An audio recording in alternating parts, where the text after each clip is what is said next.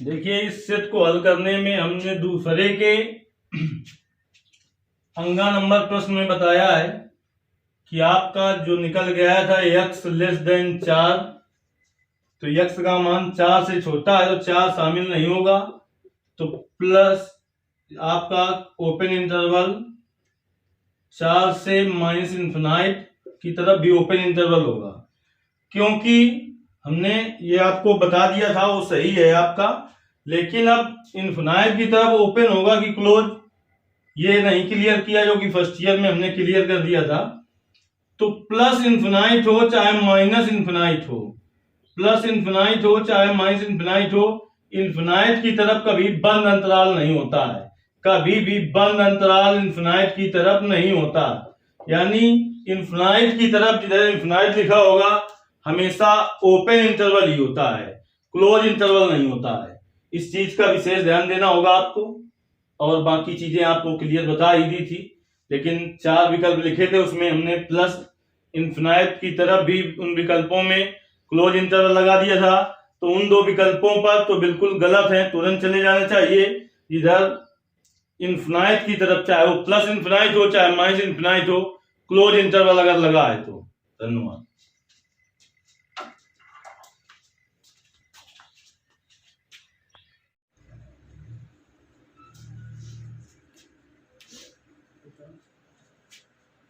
कक्षा 12 क्लास में अनुसार पढ़ा रहे थे हम 2023 का पहला सेट।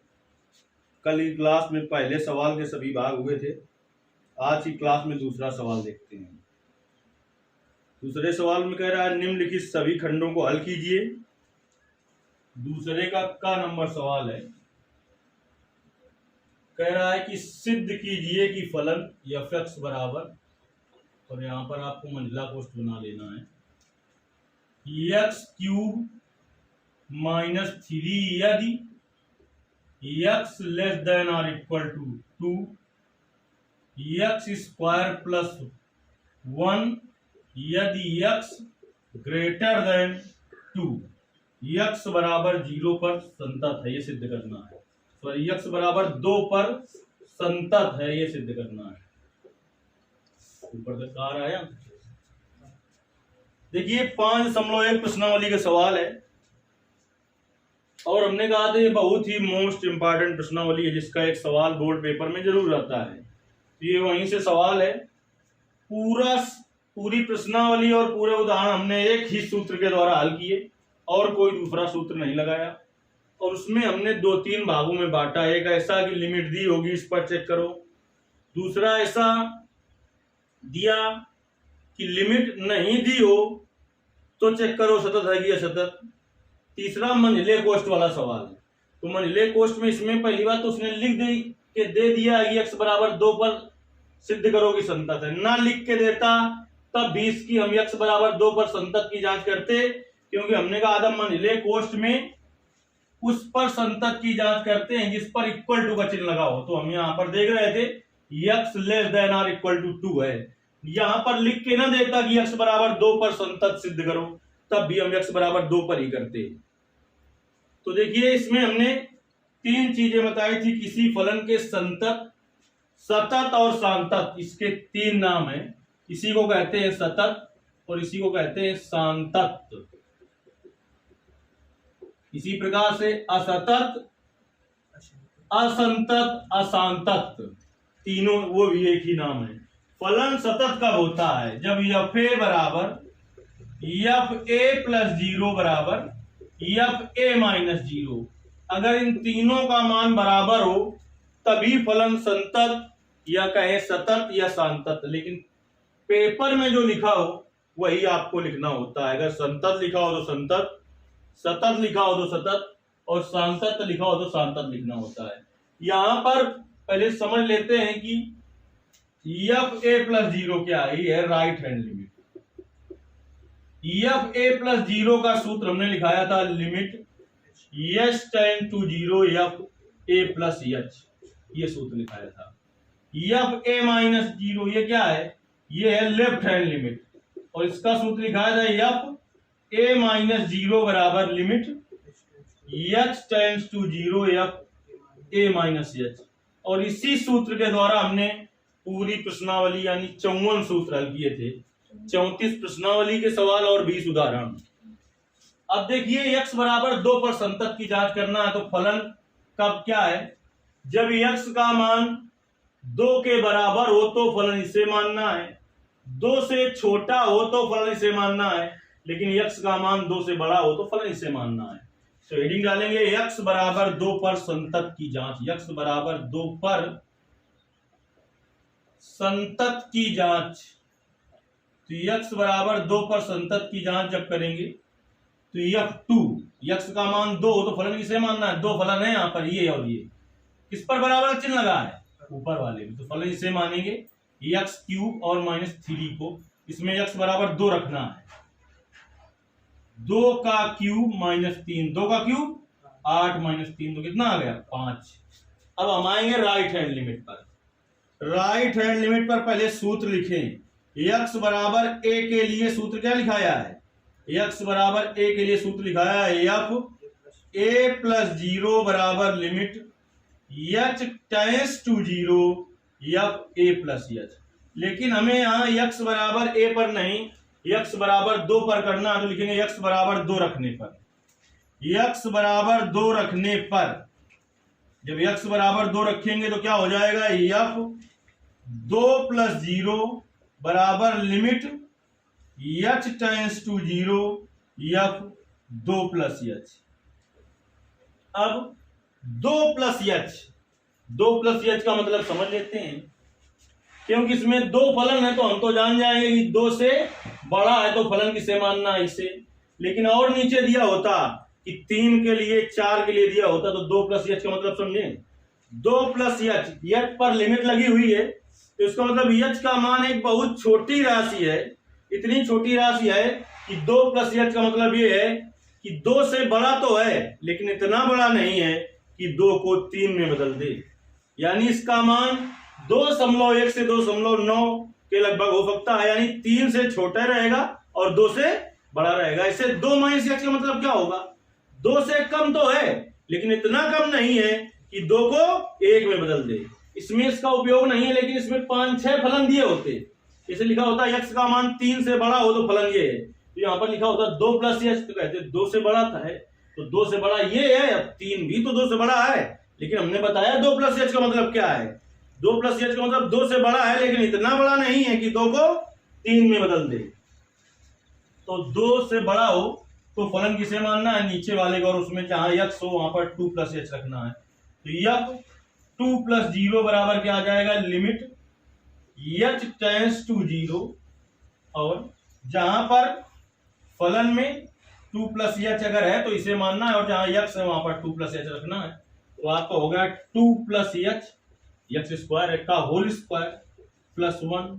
अब लिमिट रख दीजिए आप, लिमिट का मान रखने पर, लिमिट लेना का अच्छा गेरम बताया गया है कि कब लिमिट लें कब लिमिट ना लें। लिमिट तब हमें तुरंत ले लेनी चाहिए जब फॉर्म ना हो। फॉर्म हमने किसे कहा था, लिमिट का मान रखने पर यदि 0/0 या इन्फिनाइट बने तो लिमिट का मान नहीं रखते हैं, पहले हम उसको क्या करते हैं, सरल करते हैं। सरल करने पर भी नहीं आ रहा होता है तो अंश और हर दोनों का अलग अलग अवकलन करते हैं, उसके बाद लिमिट रखते हैं। क्योंकि अगर लिमिट का मान रखने पर 0/0 या इन्फिनाइट बने तो उस पर यल हॉस्पिटल रूल लगाया जाता है, यानी कि अंश और हर दोनों का अलग अलग अवकलन किया जाता है, तब लिमिट रखी जाती है। ये चीजें हमने कक्षा 11 में पढ़ा दी थी आपको। तो h का मान 0 रखो, 2 प्लस h की जगह 0 का स्क्वायर धन 1, 2 धन 0 2 का स्क्वायर धन 1, 2 का स्क्वायर 4 धन 1 5।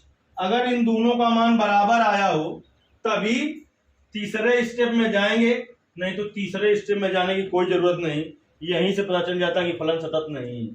तीसरा स्टेप क्या है, लेफ्ट हैंड लिमिट। अब जाएंगे हम लेफ्ट हैंड लिमिट पर। अब लेफ्ट हैंड लिमिट का मान निकालेंगे, देखिए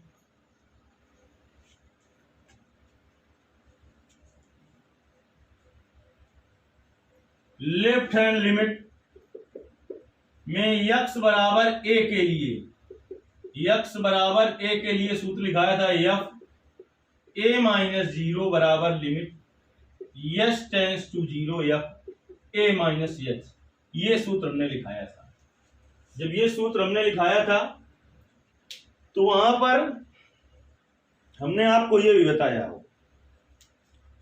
कि x बराबर a के लिए ये तो सूत्र है, अगर x का कोई मान दिया है तो वो रख देते हैं। x बराबर 2 पर जांच करनी है तो x बराबर 2 के लिए, तो x बराबर 2 के लिए क्या है आपका f 2 माइनस 0 बराबर limit h tends to 0 f 2 minus h।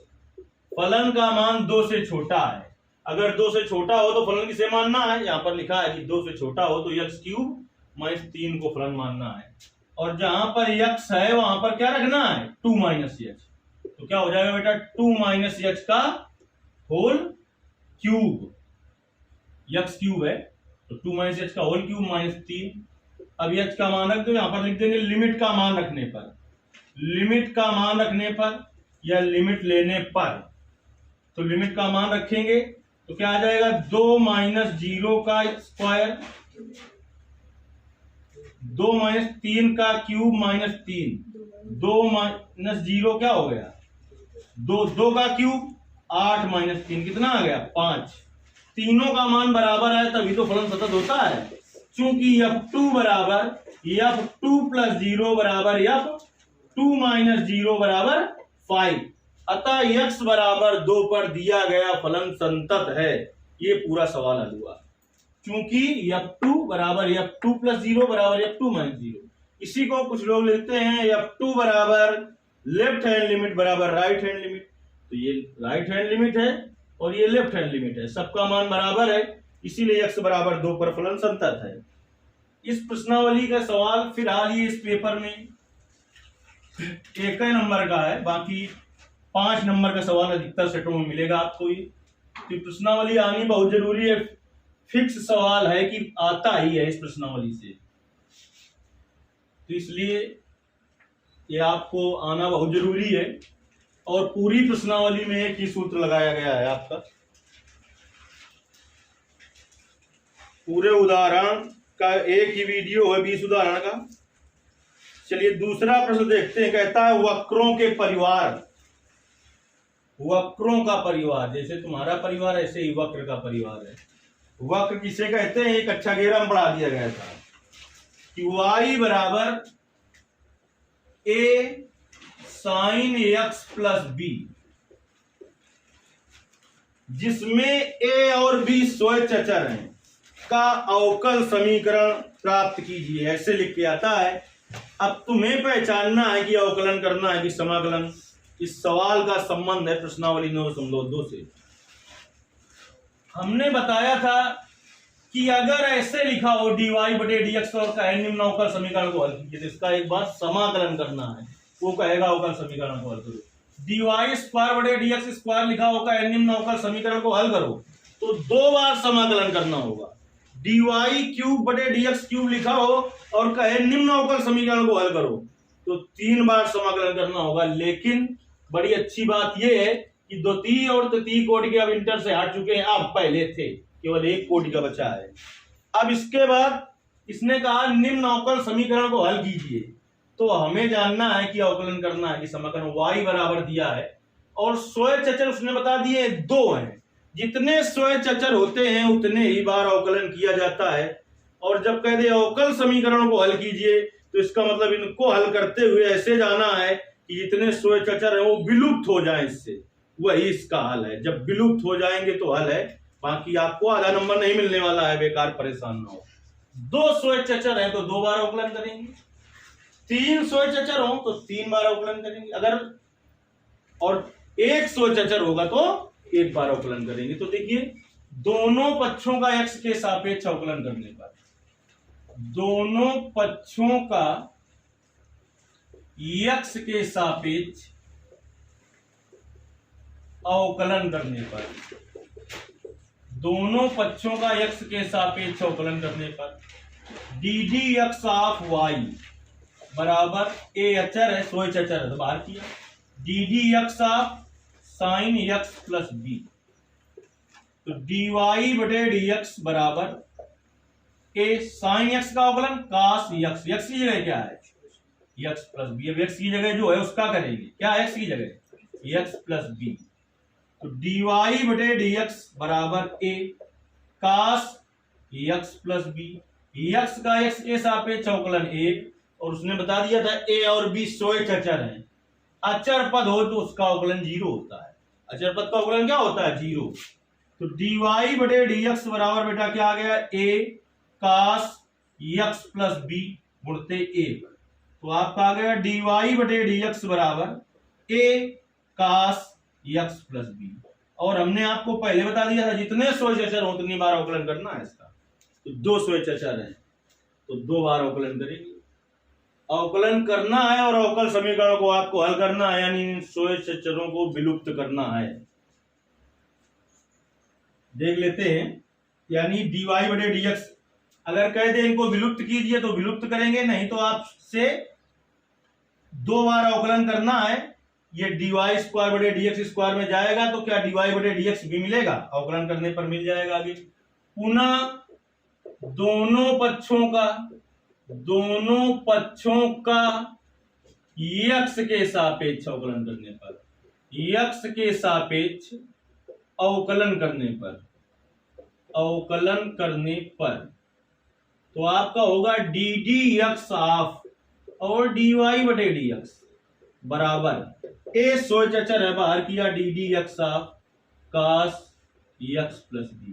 तो यहां पर आप देख रहे हैं d 2 बार है तो हो गया डी स्क्वायर वाई। यहां पर dx ही 2 बार है इसलिए हुआ dx स्क्वायर। dy स्क्वायर बटे dx स्क्वायर क्यों नहीं होता, इसका कारण ये है कि d ही तो 2 बार आता है, y थोड़ी 2 बार आता है, लेकिन नीचे वाला पूरा 2 बार आता है इसलिए ऐसा होता है। बराबर a कास एक्स का अवकलन माइनस साइन एक्स, एक्स की जगह क्या है एक्स प्लस बी। अब एक्स की जगह जो है उसका बेटा फिर से करेंगे एक्स प्लस बी है एक्स की जगह। तो डी स्क्वायर वाई बटे डी एक्स स्क्वायर बराबर प्लस माइनस गुणा माइनस ए साइन एक्स प्लस बी, और एक्स का एक्स के सापेक्ष अवकलन 1 धन बी अचर पद है का अवकलन 0 डी स्क्वायर वाई बटे डी एक्स स्क्वायर बराबर माइनस ए साइन एक्स प्लस बी। जैसे ही हमने इसको देखा तुरंत इसको समीकरण 1 डाल दिया हमने, क्योंकि समीकरण 1 से ए साइन एक्स प्लस बी का मान रखेंगे। और पहले ही हमने बता दिया था कि 2 आपके स्वयं अचर हैं तो अवकलन 2 बार करना है, लेकिन अवकल समीकरण प्राप्त करना है तो जितने स्वयं अचर हैं उनको विलुप्त करना है इस समीकरण से। तो समीकरण 1 से मान रखने पर, समीकरण 1 से मान रखने पर डी स्क्वायर वाई बटे डी एक्स स्क्वायर बराबर माइनस, और इसका मान क्या है समीकरण 1 में y, तो क्या आ गया आपका डी स्क्वायर वाई बटे d x square plus y बराबर 0। ये हो गया इस अवकल समीकरण का हल। इसी को हम और किस प्रकार से लिख सकते हैं, द्वितीय अवकलन को y डबल डैश से लिखते हैं प्लस y फलन बराबर 0, ऐसा भी लिख सकते हैं। या इसी को हम y2 प्लस y बराबर 0 लिख सकते हैं। प्रथम अवकलन को y1, ऐसा 5वें चैप्टर में पढ़ाया गया है, कहीं कहीं लिखना पड़ता है सिद्ध करने के हिसाब से। तो द्वितीय अवकलन को y2, प्रथम अवकलन को y डैश, तो द्वितीय अवकलन को y डबल डैश। यानी जब डैश में लाना हो तो प्रथम बार जब अवकलन करेंगे तो जहां dy बटे dx की जगह है उसे y डैश लिखेंगे। जब y डैश का अवकलन करते हैं तो y डैश का अवकलन y डबल डैश होता है। या तो यहां तक अपना बदल लाइए और सिद्ध ऐसे करा रहा हो कि सिद्ध कीजिए y डैश प्लस y बराबर 0, तो द्वितीय अवकलन को लिख दीजिए y डबल डैश और प्लस y हो गया। क्योंकि सवाल ऐसे भी दे सकता था कि यदि y बराबर a sine x plus b तो सिद्ध कीजिए y double dash plus y बराबर 0, ऐसे भी सवाल आ सकता था, तब भी सवाल का हल यही होता। अब हम दूसरे के गा नंबर में आते हैं। पहले चैप्टर की 2 ही प्रश्नावली, पहली और दूसरी के कल 2 सवाल मिले पहले ही सवाल में, 5 बहुविकल्पी जिसमें 2 उससे मिले, और दूसरे के गा नंबर में फिर आ गया। और अभी और भी सवाल 2 या 5 नंबर में इन दोनों प्रश्नावलियों से मिलेंगे। तो यानी प्रश्नावली 1.2 और 1.1 तो बिल्कुल अच्छी तरह से हमको आनी चाहिए, और दोनों प्रश्नावली में कोई जान नहीं है। दूसरे का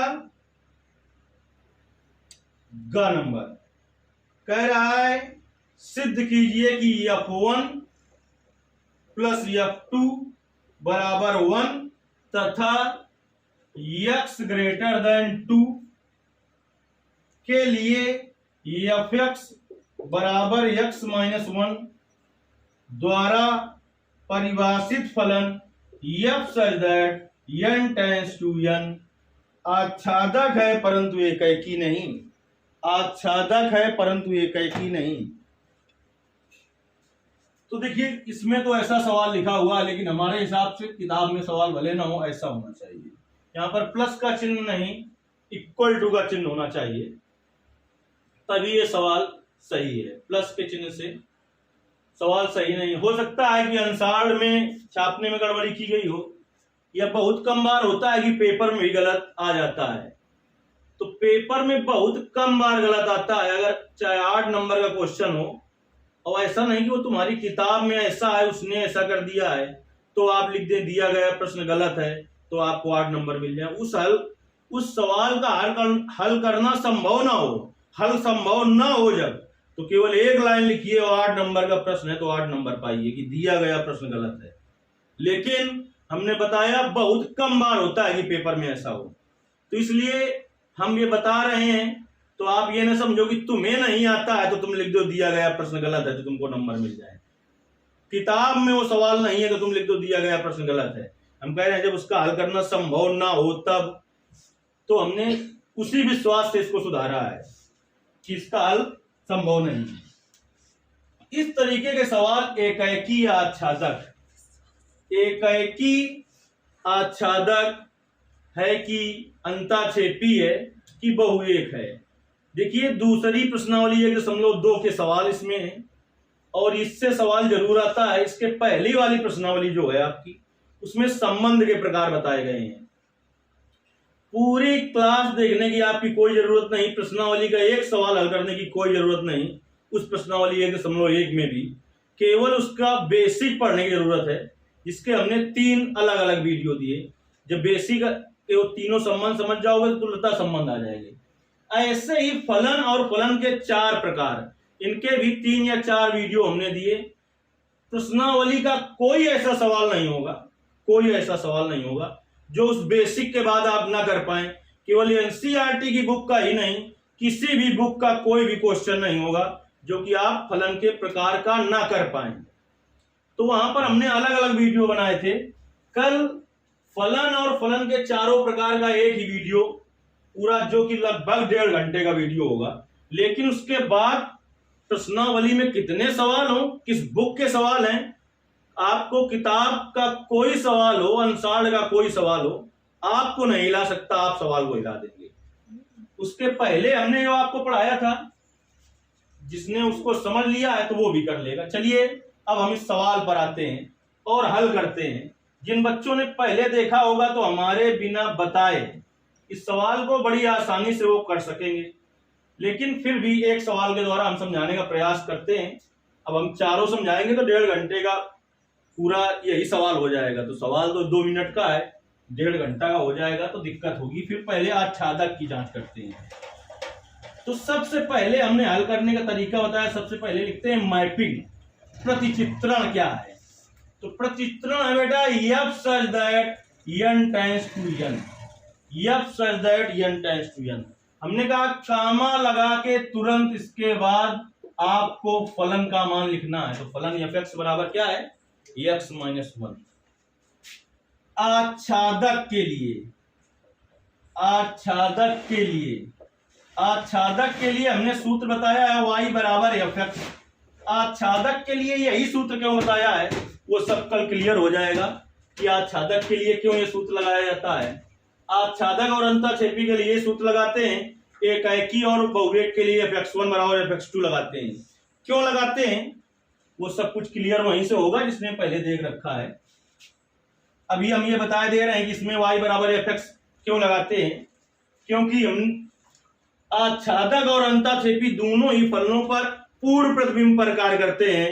एकैकी और बहुएक दोनों फलनों पर प्रतिबिंब पर कार्य करते हैं, इसलिए ऐसा होता है। तो y बराबर fx लगाया, y बराबर fx का मान रखा। क्या fx का मान, x माइनस 1। अब y बराबर fx लगाते हैं आच्छादक और अंताक्षेपी के लिए सूत्र, और x को अपनी तरफ रखते हैं और सिंगल रखते हैं। जैसे कि इसको इधर आप मिलाएं तो y प्लस 1 या 1 प्लस वाई बराबर क्या हो जाएगा x। आच्छादक की जांच करनी हो चाहे अंताक्षेपी को, y बराबर fx सूत्र लगाओ, लेकिन x को अपनी तरफ रखो और सिंगल रखो। यानी अगर x में किसी संख्या से गुणा है तो x को उधर ले जाओ। कोई संख्या x के साथ प्लस या माइनस में है तो हमने कहा x को सिंगल रखना है, केवल x रखना है, और इसके बाद बिलोंग्स टू का चिन्ह लगा देना है।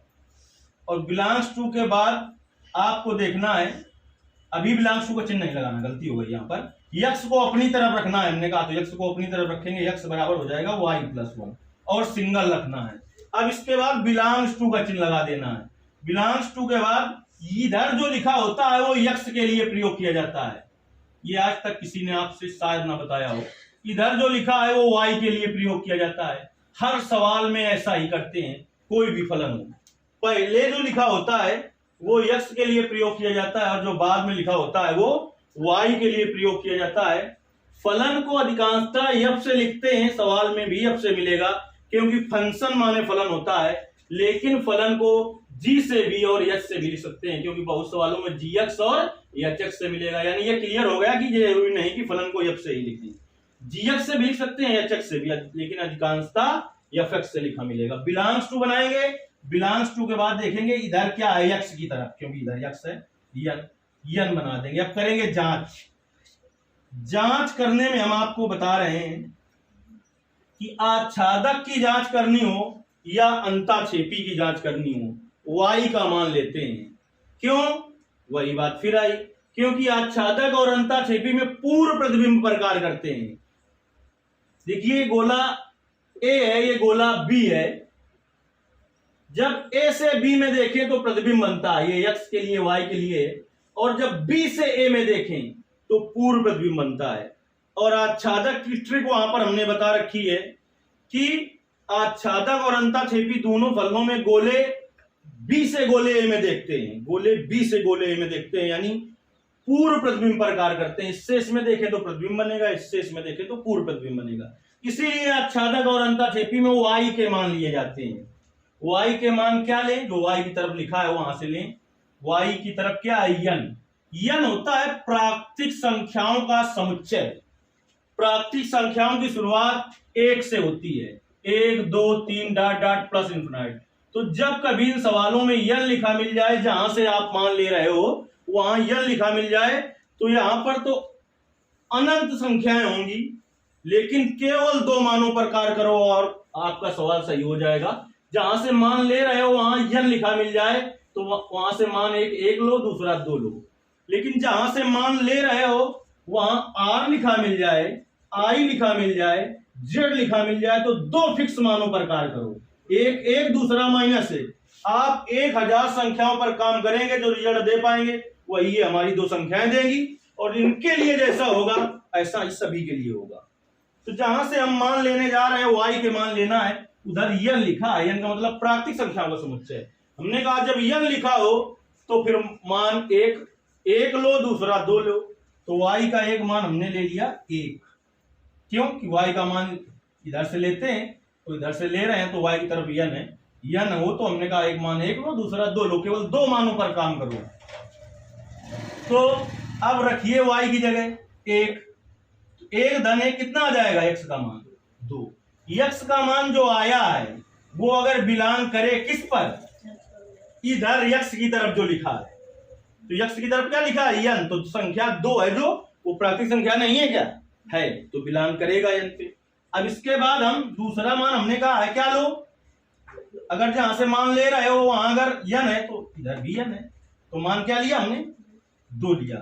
तो जब 2 लिया तो यहां पर रखा y का मान 2, तो कितना आया? 3 प्राकृतिक संख्या नहीं है क्या? है, क्योंकि 1 से प्लस इंफिनिट तक की सभी संख्याएं प्राकृतिक संख्याएं होती हैं इत्यादि। अगर नॉट बिलोंग्स टू यहां पर नहीं आया तो यहां पर भी बिलोंग्स टू ही रहेगा, और जब बिलोंग्स टू होता है तो फलन आच्छादक होता है। क्या होता है? आच्छादक। तो F1 आच्छादक फलन है, f एक आच्छादक फलन है।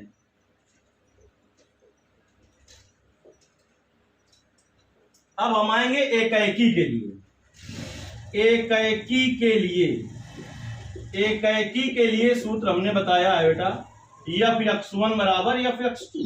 तो f(x1), f(x) का मान है x - 1, तो f(x1) का मान हो जाएगा x1 - 1। f(x2) का मान क्या हो जाएगा x2 - 1। अरे f(x) का मान x, तो इन रखो x1, तो इन x1 आ गई। f(x2) का मान x2 - 1, -1 से -1 कट गया, x1 बराबर x2 आ गया, comma for every x1 comma x2 belongs to, जो x की तरफ है वो लिखेंगे n। यहां पर इधर का कुछ खेल नहीं, खेल इधर का है। अब जांच करेंगे, हम कैकी जांच करने जा रहे हैं एकाएकी की। तो एकाएकी की जांच के लिए बेटा हमने बताया एक चीज, क्या बताया? एकाएकी की चीज के लिए आच्छादक और अंतःक्षेपी में बताया कि y के मान लेते हैं, और एकाएकी और बहुवेग में x के मान लेते हैं। तो x की तरफ क्या है? x की तरफ क्या है बताओ? x की तरफ n है, प्राप्ति संख्या है। तो हमने कहा था जहां से मान ले रहे हो वहां n हो, तो एक मान 1 लो, दूसरा 2 लो। तो x का एक मान हमने ले लिया 1। अगर x का मान 1 ले लिया तो यहां पर रखेंगे, यहां से f1 का मान निकालेंगे। f1 बराबर, देखिए सवाल में फिर गड़बड़ कर दोगे आप। यहां पर उसने दे रखा है कि अगर x का मान 1 हो और 2 हो तो मान कितना है 1। ये फलन कब के लिए? जब x का मान 2 से बड़ा हो, यानी उस समय के लिए फलन है जब x का मान 3 हो, 4 हो, 5 हो, 6 हो, डॉट डॉट प्लस इन्फिनिट तक हो। लेकिन 1 और 2 हो अगर x का मान, तो उसके लिए ये है फलन का मान। ये कंडीशन दे रखी है कि ये अगर ये ना दी होती तो यहीं से लेते। तो देखिए अगर x का मान 1 है तो f1 का मान कितना दिया है 1, f1 का मान 1। अब x का मान 2 लो, तो f2 का मान कितना दे रखा है 1, इत्यादि। अगर यहां पर मान समान आए तो यहां पर नॉट इक्वल टू होता है, यहां पर मान भिन्न भिन्न आए तो यहां पर इक्वल टू होता है। जब इक्वल टू होता है तो फलन एकाएकी होता है, और जब नॉट इक्वल टू होता है तो फलन एकाएकी नहीं होता। यहां की चीज तुम्हें बड़ा कंफ्यूज करेगी, तो पहले हम लिख देते हैं कि f एक एकाएकी फलन नहीं है। थोड़ी सी हिंट आपको दे देते हैं, बाकी आप वहीं से समझेंगे तब समझ में आएगा। पहले अगर आप नहीं समझ पाए तो आप ढूंढेंगे तो वीडियो मिल जाएंगे, लेकिन चारों हम एक जगह दे देंगे। क्यों ये समान पर एकाएकी नहीं होता? क्योंकि एकाएकी के हम ट्रिक तुम्हें बताते हैं।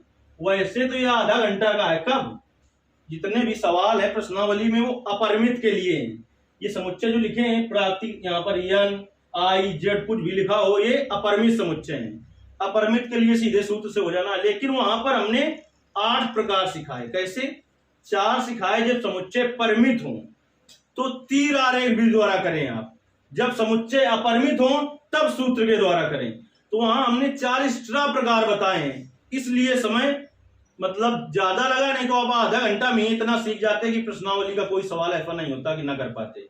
लेकिन हम कंपटीशन में भी कोई सवाल आए प्रश्नावली में ना दिया हो, मान लो समुच्चय अपरिमित ना हो, परिमित समुच्चय हो, तो आप उसको कैसे कर पाए, इसलिए वहां पर ज्यादा 1.5 घंटे तक की बात है।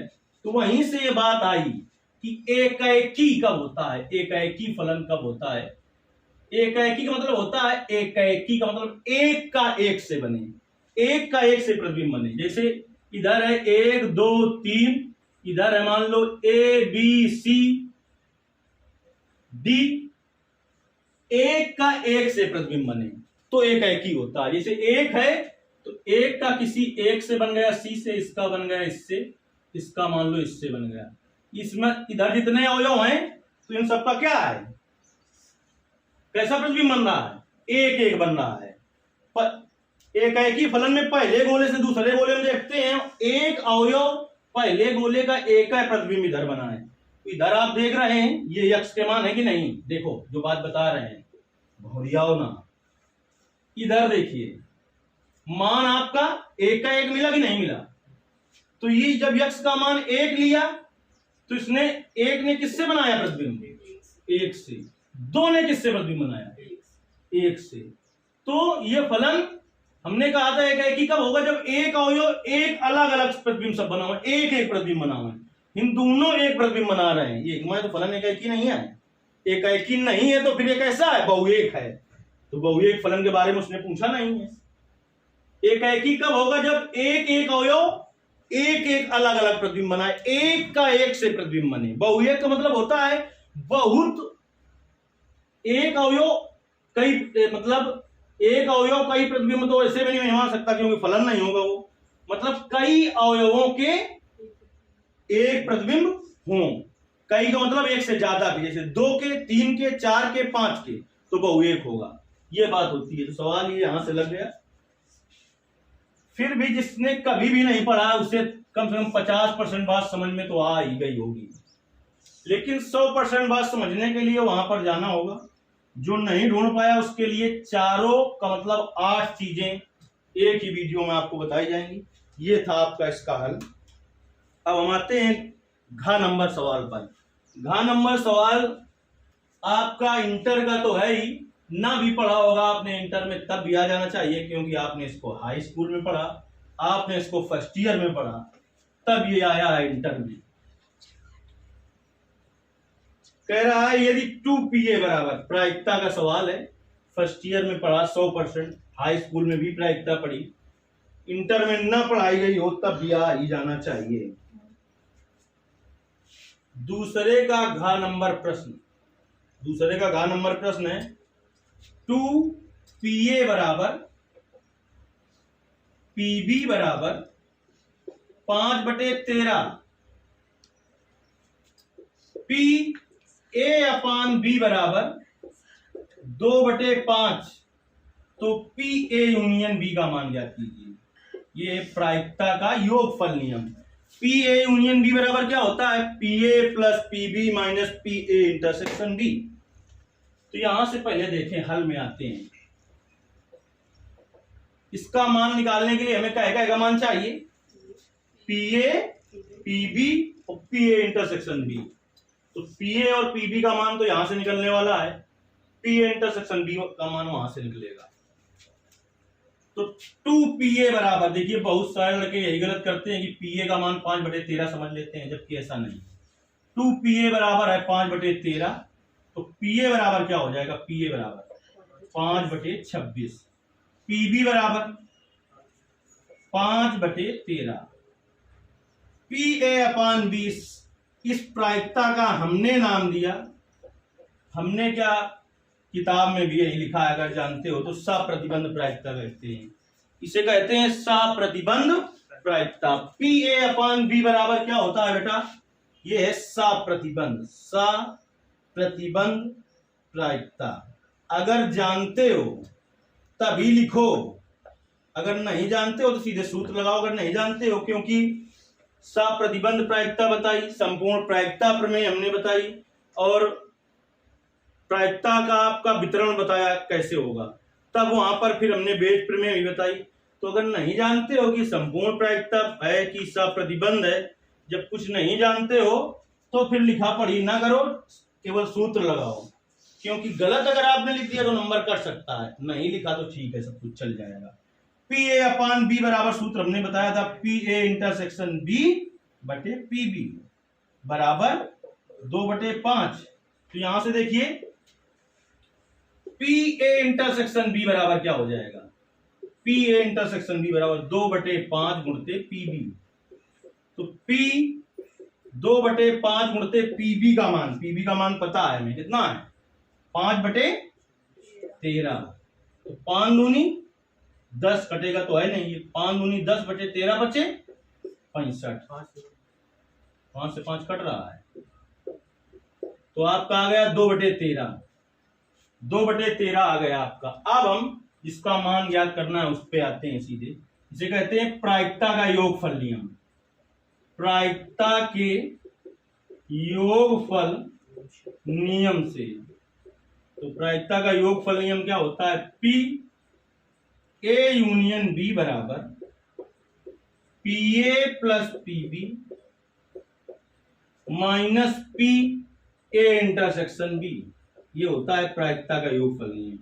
pa का मान 5/26 प्लस पीबी का मान 5/13 माइनस पीए इंटरसेक्शन बी का मान 2/13। एलसीएम ले लेते हैं, कितना होगा 26।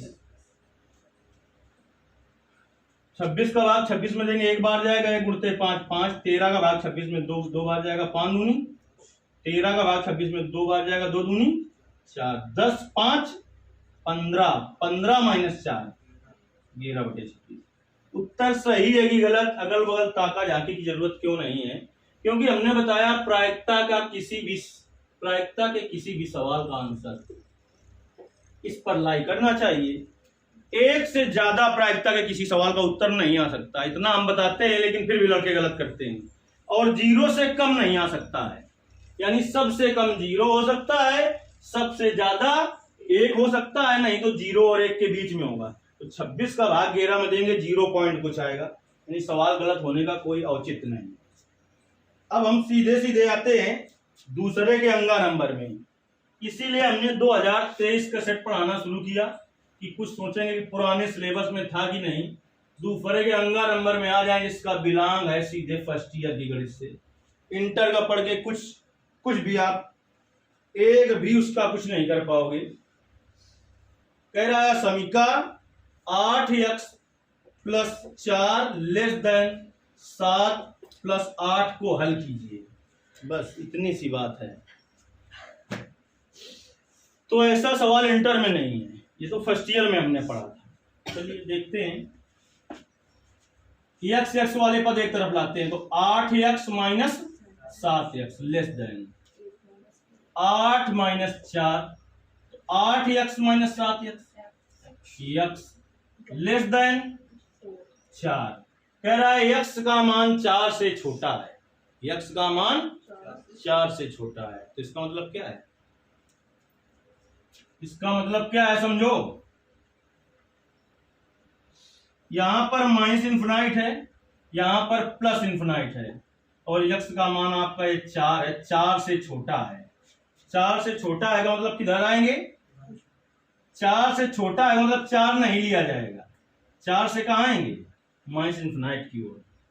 तो इसका हल 4 से छोटा है, तो मतलब 4 तो लिया नहीं जाएगा। 4 से तमाचा खींच के 4 से प्लस इन्फिनाइट की ओर नहीं, माइनस इन्फिनाइट की ओर जाएंगे। 4 से छोटे मान कौन कौन से हैं? 3 2 1 0 -1 -2 -3 -4 -5 से माइनस इन्फिनाइट तक। अगर कहता 4 से बड़ा है तो मतलब 5 6 7 8 9 10 11 12 से प्लस इन्फिनाइट तक। तो इसका हल होता, यहां पर खेल बताते हैं तुम्हें, इसका हल होगा माइनस इन्फिनाइट से 4 या 4 से माइनस इन्फिनाइट। लेकिन इसको ऐसा नहीं लिख सकते हैं और ना ही इसको हम ऐसा लिख सकते हैं और ना ही हम इसको ऐसा लिख सकते हैं। चारों का अंतर समझो, फर्स्ट ईयर गणित में आपको पढ़ाया गया होगा। 4 बहुविकल्पी प्रश्न होगा, 4 विकल्प दिए होंगे, सबसे बाद में विकल्प ये देगा। अगर एग्जामिनर बुद्धिमान है तो, टोपा एग्जामिनर है तो सबसे पहले यही दे देगा। क्यों? अब देखिए आप कि सब में तुमका समान दिखाई पड़ रहा हो, लेकिन उत्तर एक ही होगी। कहेगा मारे कहीं तो x का मान क्या है? 4 से छोटा है। ठीक, तो इसलिए इसे कहते हैं बंद अंतराल और इसे कहते हैं खुला अंतराल। ऐसे बना है तो मतलब इधर से बंद है, इधर से खुला है। ऐसे बना है तो इधर से खुला है, इधर से बंद है। अगर यहां पर होता x लेस देन और इक्वल टू 4, तो x का मान 4 के बराबर है या 4 से छोटा है। तो बराबर अगर होता तब इसका हल ये होता कि इसमें 4 तो शामिल किया जाएगा, लेकिन माइनस इन्फिनाइट नहीं। इसमें क्या लगा है? लेस देन केवल लगा। इसका मतलब ना 4 शामिल किया जाएगा ना माइनस इन्फिनाइट, इसके बीच के सभी मान लिए जाएंगे। अगर इसी पर इक्वल टू लगा होता तब क्या हल होता इसका? इस पर इक्वल टू लग जाता सवाल में, तब इसका हल क्या होता? ओपन इंटरवल माइनस इन्फिनाइट कामा क्लोज इंटरवल प्लस 4। बंद अंतराल में 4 होता और खुला अंतराल में माइनस इन्फिनाइट होता। इतनी चीजें आपने सीखी और बहुत सारी चीजें जो तुम्हें बड़ी दिक्कत करती हैं, शायद अभी तक आप जानते नहीं होंगे। समीका का चिन्ह कब पलट जाता है ये नहीं जानते हो, फर्स्ट ईयर में पढ़ रहा पूरा जानते ही नहीं हो समीका का चिन्ह कब पलट जाता है। जैसे कि लिखा होता 7x + 4 < 8x और +6, तब इसका हल कैसे करते? आप ऐसे करते कि 7x - 8x < 6 - 4, तो आप क्या करते? -x < 2 तो कर देते x < -2, जबकि ये पूर्णतया गलत है। क्यों कि माइनस में अगर इधर वाला पद है तो दोनों ही पक्षों में -1 से गुणा करते हैं, और माइनस के किसी संख्या से गुणा करने पर असमीका का चिन्ह पलट जाता है। तो -1 का गुणा करते तो -x गुणते -1 ग्रेटर देन 2 गुणते -1, तो ये हो जाता है x ग्रेटर देन -2, ऐसे हो जाता है। इतनी बात आप जानते होगे, लेकिन और बात नहीं जानते हो आप। और क्या खेल होता है इसमें वो पूरा समझ लीजिए, क्योंकि 1 नंबर का प्रश्न आराम से बना सकता है एग्जामिनर। कि किसी असमीका में 4 असमीकाएं होती हैं, कौन कौन सी? Less than, greater than, less than or equal to, greater than or equal to, इन चारों को यह समीका कहा जाता है। किसी असमीका में माइनस के किसी संख्या से गुणा करें तो असमीका का चिन्ह पलट जाता है, माइनस के किसी संख्या से भाग दें तो असमीका का चिन्ह पलट जाता है, और व्युत्क्रम करने पर भी असमीका का चिन्ह पलट जाता है। ऐसा लिखा कहीं मिलेगा नहीं, लेकिन हम तुम्हें सिद्ध करके बताते हैं। जैसे कि व्युत्क्रम करने पर क्यों बदल जाता है, जैसे अभी लिखा है 3 छोटा है 5 से, बात सही है कि नहीं? 3 छोटा है 5 से, व्युत्क्रम करो, इसके बटे कुछ नहीं है तो क्या है? 1, तो 1/3 और 1/5, अब कौन छोटा है? कौन छोटा है? 1/5, यानी 1/3 बड़ा है, पलट गया समीका का चिन्ह। ऐसे लिखा है एक -2 और एक -7 है, दो संख्याएं हैं। एक व्यक्ति ऐसा है जिसके पास -2 रुपए उधार है, और एक व्यक्ति ऐसा है जिसके पास -7 रुपए उधार है। माइनस मतलब उधार। एक व्यक्ति ऐसा है -2 उधार का मतलब माइनस प्लस हो जाएगा। एक व्यक्ति ऐसा है जिसके पास 2 रुपए उधार है, एक व्यक्ति ऐसा है जिसके पास -7 रुपए उधार है। कौन व्यक्ति बड़ा है? जिसके पास कम उधारी है, -2, तो ये बड़ा है। लेकिन माइनस की संख्या से गुणा करो, तो माइनस की संख्या से गुणा करो तो क्या आ गया? 2 और 7। अब कौन छोटा है? 2 छोटा है और 7 बड़ा है, पलट गया चिन्ह। ऐसे ही माइनस की किसी संख्या से भाग देने पर भी चिन्ह पलट जाता है। यहां से भी क्वेश्चन बन के इंटर में आ जाता है। इसलिए 95 के ऊपर आप तभी अच्छे से सोचें जब फर्स्ट ईयर के बारे में भी कुछ जानते हैं, और जो किताब है जो इसके अलावा 20% नॉलेज रखते हैं, क्योंकि एक ही सेट में हम बहुत सारे ऐसे सवाल दिखा देंगे जिनका इंटर की किताब से कुछ लेना देना नहीं है। बहुत सारे टीचर ऐसे हैं कि एनसीईआरटी की बुक से पढ़ाना ठीक है, लेकिन उसी को लेकर पढ़ाना ये बहुत गलत चीज है, यही बच्चों के लिए घातक होता है। आप क्या करें, कैसे पढ़ाएं? हो सकता है कि आपको बहुत अनुभव हो, लेकिन मेरा मानना यह है कि केवल सवाल को आपको उससे देखना है, बाकी जो बेस है वो आपको ऐसा तैयार कराना है कि अगर बेस कोई भी प्रश्नावली आप पढ़ाएं उसके पहले उस पूरी प्रश्नावली का बेस आप बता दें, और जितना बेस बता दें उस पर पूरी प्रश्नावली जाए, वो चाहे जिस राइटर की किताब हो, चाहे एनसीईआरटी की हो, चाहे जिसकी हो। लेकिन इसके लिए एक टीचर को भी बहुत संघर्ष करना पड़ेगा, कम से कम उसको 4-5 राइटर की किताबें रखना पड़ेगा, उनमें भी कुछ कहीं इधर उधर हेर फेर मिलेगा, तब आप परेशान होंगे। जैसे कि एनसीईआरटी की बुक में मान लो हम वर्धमान और ह्रासमान में चले जाएं, 5वें चैप्टर में, उसमें बहुत सारी गलतियां हैं। जैसे कि निरंतर वर्धमान होना चाहिए, कब निरंतर ह्रासमान होना चाहिए, कब वर्धमान होना चाहिए, कब ह्रासमान होना चाहिए। निरंतर बहुत सारे सवालों में शब्द जुड़ा होना चाहिए, लेकिन किताब में नहीं जुड़ा, टीचर भी वैसे पढ़ा देता है वर्धमान और ह्रासमान से, जो कि पूर्णतया गलत है। आपको पहले खुद अच्छे से जानकारी कर लेनी चाहिए कि भाई शब्द निरंतर भी तो आता है, तो कब निरंतर आता है, कब निरंतर वर्धमान, कब निरंतर ह्रासमान, कब वर्धमान, कब ह्रासमान, और उसके हिसाब से आपको पहले बेसिक बता देना चाहिए और उसी के हिसाब से चलना चाहिए। इसके लिए आपको किताब के बहुत सारे आंसर चेंज कराने पड़ेंगे, तो आप आंसर सही लेकर चलेंगे तो आप ऐसा ही पढ़ाते रहेंगे और बच्चे उससे क्या है कि पढ़ के अपना वो काम चला रहे हैं, आप भी अपना काम चला रहे हैं, तो उससे कुछ फायदा नहीं है। इसलिए किसी चीज को बताने के पहले उसको बहुत बार सोच लेना चाहिए कायदे से। उसके आप सीधे एक चीज समझिए कि आप किसी चीज को अच्छे से कब पेश कर सकते हैं। एक 3 या 3.5 घंटा की फिल्म होती है जो कि 2-3 साल से बन रही होती है, तो आपको आधा घंटा पढ़ाने के लिए उस समय नहीं कि आपको कल पढ़ाना है तो आज पढ़ लें तो आप वही पढ़ पाएंगे जो गाइड में लिखा हुआ है इधर उधर। आप कम से कम 1 साल, कम से कम 1 साल या 6 महीना पहले से उसकी ऐसी तैयारी कर रहे हो जो 6 महीना 1 साल बाद पढ़ाना है, तब आप उसको ऐसे कुछ कर पाएंगे कि बच्चे को किसी सवाल में, हर सवाल में नए तरीके से ना सोचना पड़े। जितना एक बार बता दिया जाए उसी के हिसाब से चलना होगा। तो इसके लिए सब्जेक्ट जो टीचर होता है उसको इतनी मेहनत खुद करनी पड़ती है। केवल किताब से या एनसीईआरटी के हिसाब से चलने से, या एनसीईआरटी के हिसाब में जैसा बेसिक में दिया है उससे कुछ नहीं होने वाला। बच्चे को ज्यादा से ज्यादा 1-1.5 महीने याद रहेगा, तो उससे कुछ फायदा नहीं है।